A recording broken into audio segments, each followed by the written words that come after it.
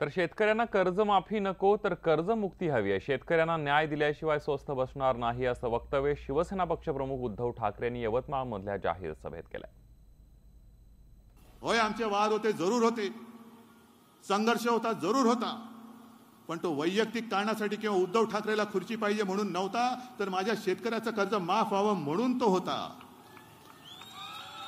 माझा शेतकरी आत्महत्या करतो आहे, त्या आत्महत्या थांबवण्यासाठी म्हणून माझा संघर्ष आहे।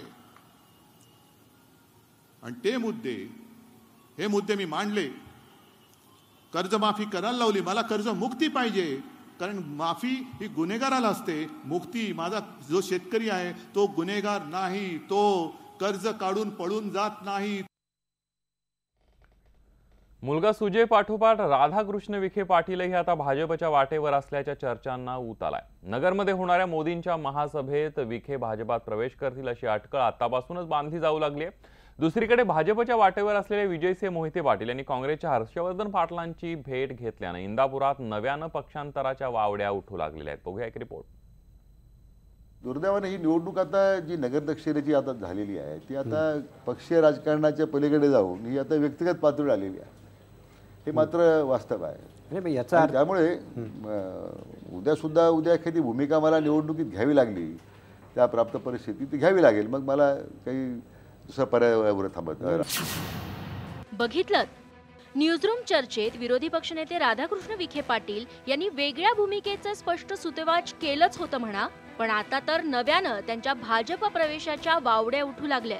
नगरमध्ये पंतप्रधान मोदींच्या प्रचार सभा होणार आहे। याच प्रचार सभेत विरोधी पक्षनेत्याला फोडून विरोधकांना आणखी एक मोठा दणका देण्याचा मुख्यमंत्र्यांचा प्लॅन दिसतोय, पण स्वतः विखे मात्र यावर कुठलीच प्रतिक्रिया देताना दिसत नाही। लोकसभा निवडणुकीमध्ये निकाल लागण्याच्या आधीच काँग्रेसमधला अंतर्गत कलह बाहेर आलाय। स्वतः अनेक मोठमोठे नेते काँग्रेसच्या विरोधात भाषणं आणि भाष्य करतायत। अशा सगळ्या परिस्थितीमध्ये स्वतः विरोधी पक्षनेते राधाकृष्ण विखे पाटील जर काँग्रेस सोडण्याची भूमिका घेत आहेत तर मात्र काँग्रेससाठी मोठा धक्का मानला जाईल। आणि विशेष म्हणजे विखे पाटील हे अशोक चव्हाणांच्या निकटवर्ती आहेत, त्यामुळे अशोक चव्हाण यांचीच ही इच्छा होती की अशोक चव्हाणांना खरंच धक्का बसलाय हे भविष्यात दिसणार आहे। आमचे विरोधी पक्षनेते कुठं पक्षांतर करणार आहेत का तर मला याची काय माहिती नाही, त्यांच्याशी माझं बोलणंही झालेलं नाही, मीडियाच्या बातम्या आहेत, तुम्हीच मला थोडंसं त्याची माहिती सांगा, मला माहिती असेल का। त्याचबरोबर त्यांच्यावर काही त्यांच्याबद्दल काही विचार करावा की राष्ट्रवादी काँग्रेसची मागणी असेल तर त्यांनी योग्य ठिकाणी श्रेष्ठीची माहिती नोंदवली असेल, माझ्याकडे काही कुठे तसं बोलायचं।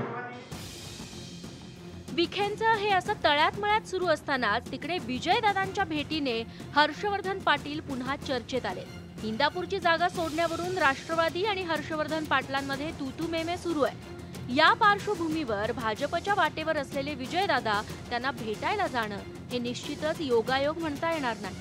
हर्षवर्धन पाटलांनी मात्र आपण सध्या तरी आघाडीचा धर्म पाळणार असल्याचा खुलासा केलाय। बघूयात नेमकं काय होतंय। इंदापूरहून मधुकर गलांडे आणि मुंबईतून सागर कुलकर्णीसह ब्युरो रिपोर्ट, न्यूज 18 लोकमत।